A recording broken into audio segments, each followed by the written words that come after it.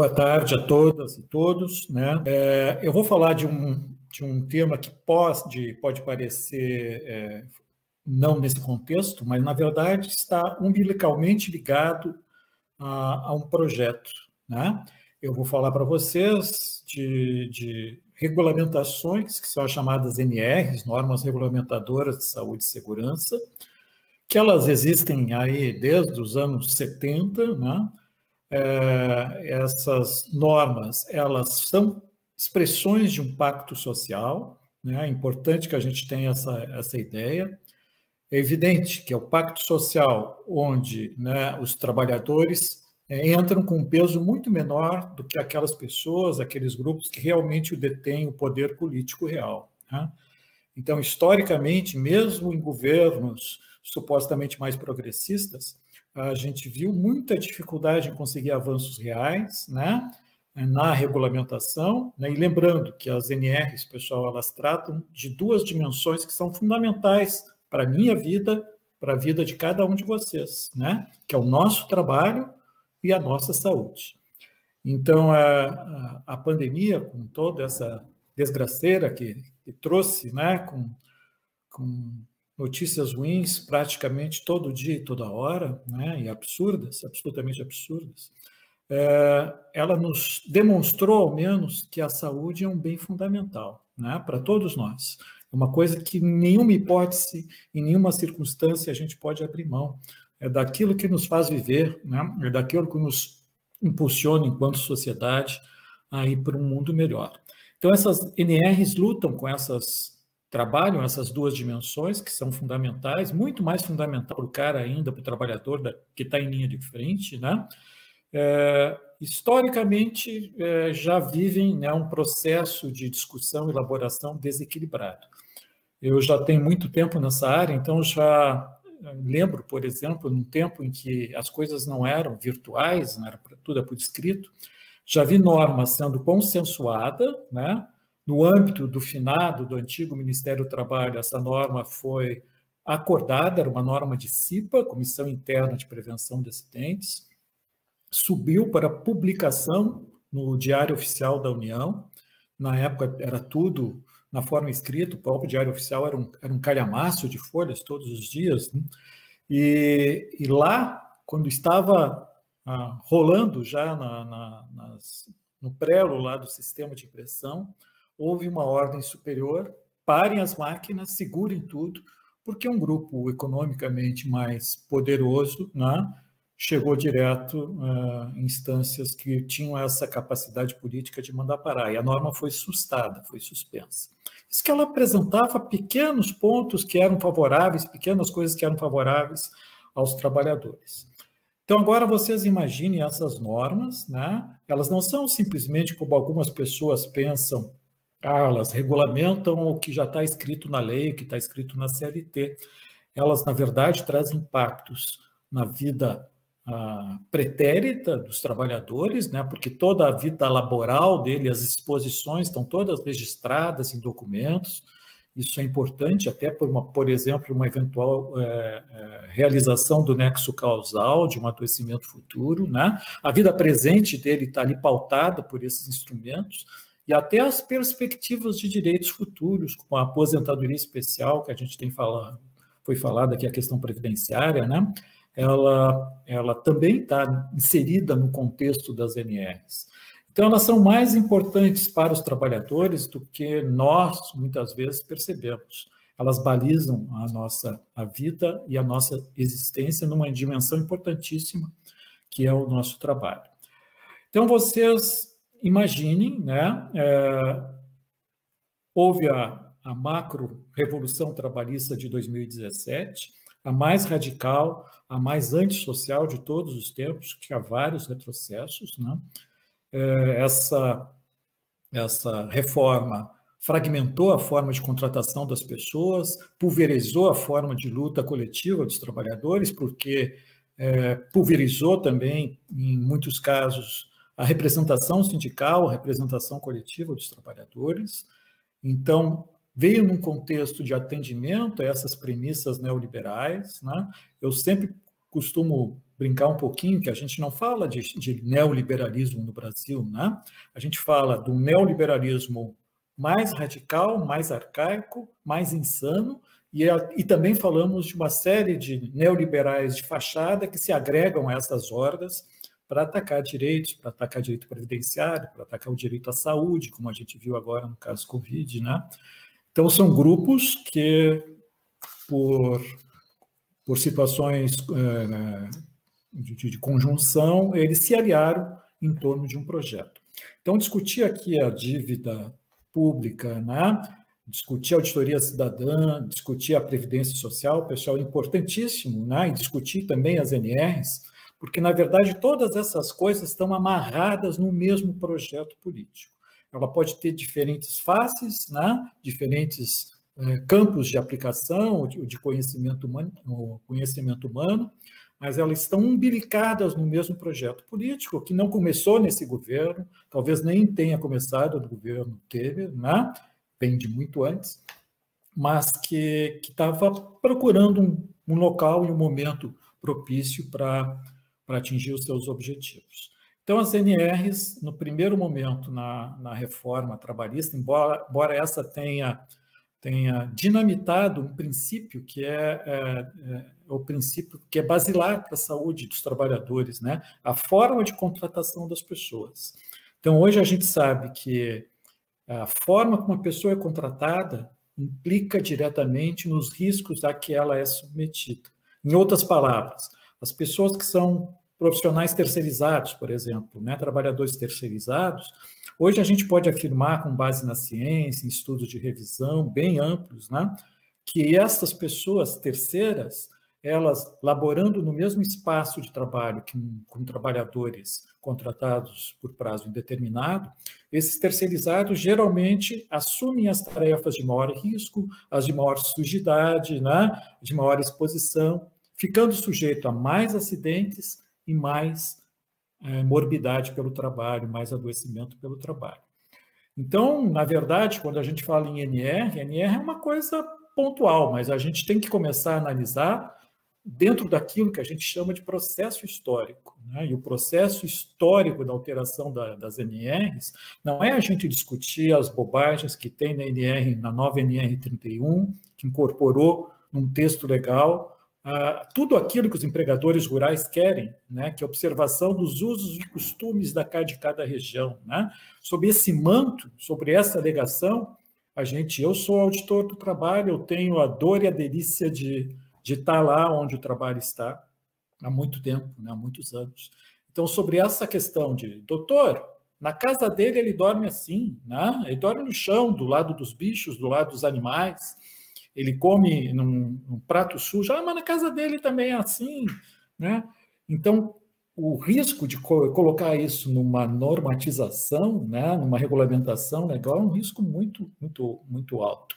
Mas isso não é uma coisa pontual da NR 31, né? Que eu quero dizer para vocês que isso é um processo, né? E esse processo talvez nem tenha começado exatamente na macro-reforma trabalhista do senhor Temer, né? Mas certamente ali se tornou mais agudo. Ali as coisas adquiriram uma velocidade muito mais forte, muito mais expressiva. Eu, particularmente, acredito na boa-fé das pessoas, até prova em contrário, né? Eu acreditava que eles não teriam a desfaçatez de atacar aquilo que é mais primário para qualquer um de nós, que é a nossa saúde. E confesso a vocês que eu me enganei, né? Tiveram essa audácia, né? Então, esse processo atual de revisão não é à toa.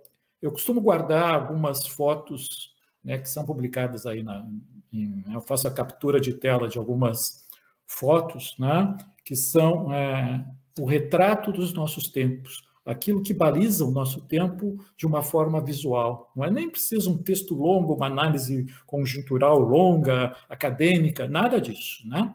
Então, quando foi assinados os protocolos de revisão das chamadas NRs, saiu em vários veículos da mídia, né, com a mesma historinha, pessoal, que era contada na reforma trabalhista. A economia, né, evitar o desperdício, vamos tirar o Estado do cangote do empresário, vai ser um avanço para o trabalhador, a mesma história, as mesmas desculpas que o tempo se revelou esfarrapadas, né? Vamos abrir novos empregos. Essa aí é a pior mentira, né? Porque os números mostram que nem a reforma de 2017, nem a alteração das NRs já efetuadas modificaram a questão do desemprego no Brasil. O que mexe na questão do desemprego são os ciclos econômicos, a economia, né? Não é exatamente a regulamentação.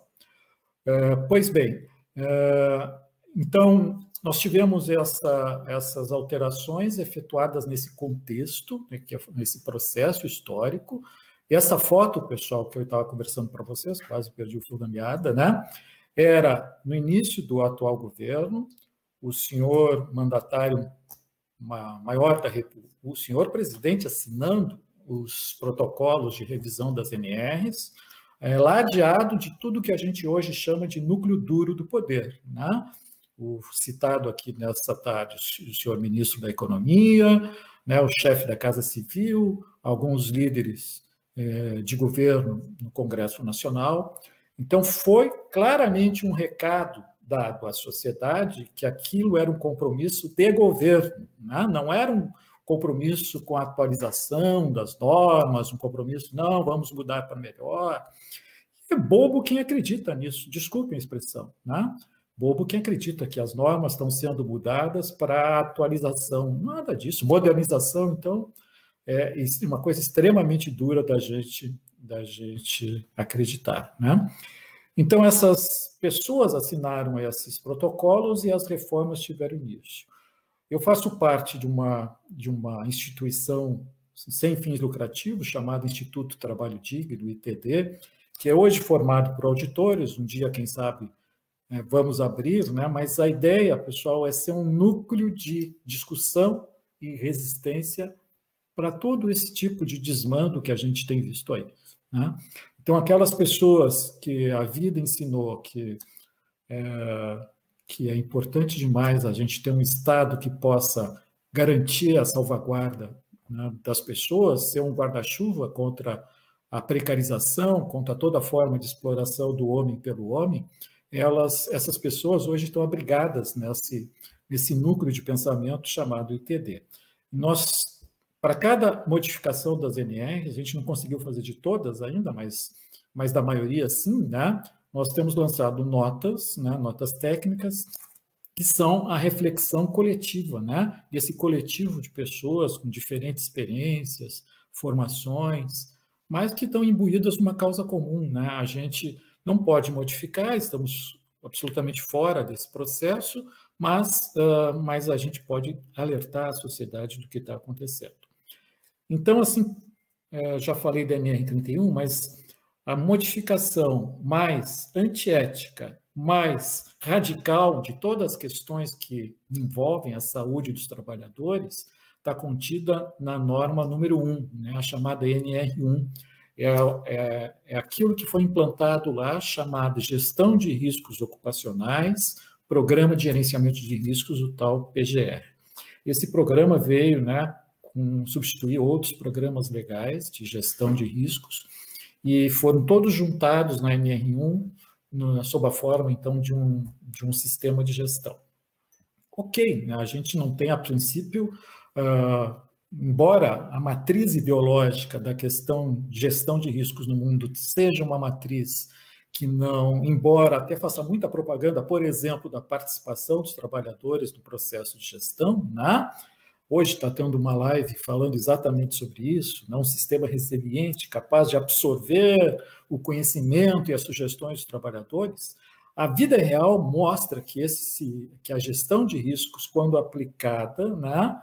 Ou aquela gestão de riscos que está lá na NR1, ela é uma gestão de cima para baixo. Ela prescinde do saber do trabalhador, ela prescinde do saber operário, ela passa por cima de todos eles. Para vocês terem uma ideia, a única forma de participação dos trabalhadores no processo de gestão de riscos legalmente previsto vai ser através das suas CIPAs, né, as Comissões Internas de Prevenção de Acidente.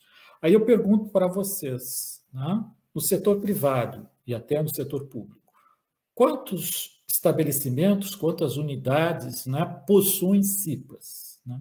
A gente sabe que é uma minoria. A grande, até pelo tamanho, por sua dimensão, a maior parte das empresas, dos empreendimentos, não possuem CIPA na sua constituição. Quantas dessas CIPAs são realmente efetivas, né? A gente sabe também que pouquíssimas são realmente efetivas. Então, a participação dos trabalhadores nesse processo é absolutamente simbólica, né? Ela não é real. O pior de tudo, pessoal, é que a nova NR1 ela trouxe uma permissão para o empregador e seus assessores contratados classificarem os riscos que as pessoas estão expostas como eles quiserem.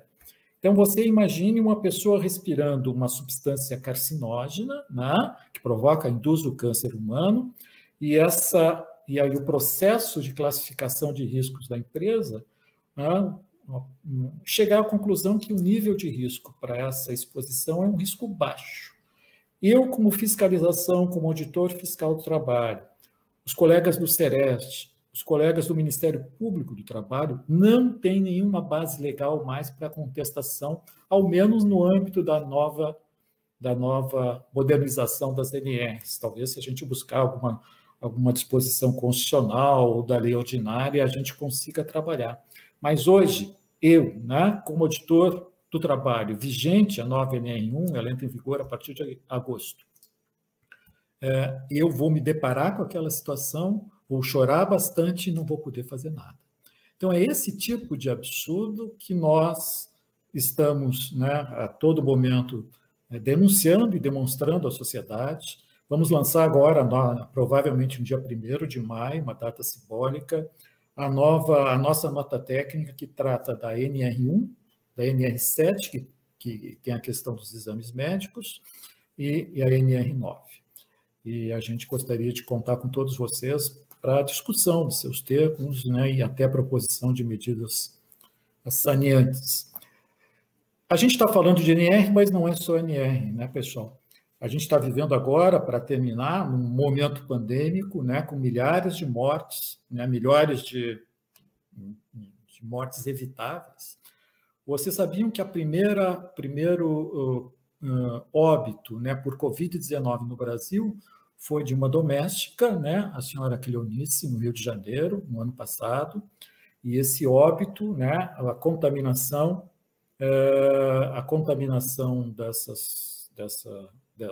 dessa empregada foi provavelmente pela viagem que a sua patroa tinha realizado à Itália. Então, assim, tipicamente um caso, né, de transmissão no exercício do trabalho das pessoas. Sistematicamente, por vários instrumentos, há uma tentativa do governo, né, de retirar a Covid-19 e a sua relação com o trabalho. Isso se dá em vários níveis, inclusive na nova NR7, que também vai entrar em discussão, vai entrar em vigor em agosto, né? Há uma nota técnica 14127, do Ministério da Economia, que diz absurdamente, né, que a Covid tem que ser retirada dos programas legais existentes, o Programa de Controle Médico e, por extensão, do PPRA. Né? Isso é quase, pessoal, a mesma coisa que dizer que a Covid não é ocupacional, que toda a contaminação é comunitária, que os empregadores, coitadinhos, não têm nada a ver com isso e que, portanto, não precisam implantar nenhuma medida corretiva, nenhuma medida de mitigação desses riscos, de atenuação desses riscos.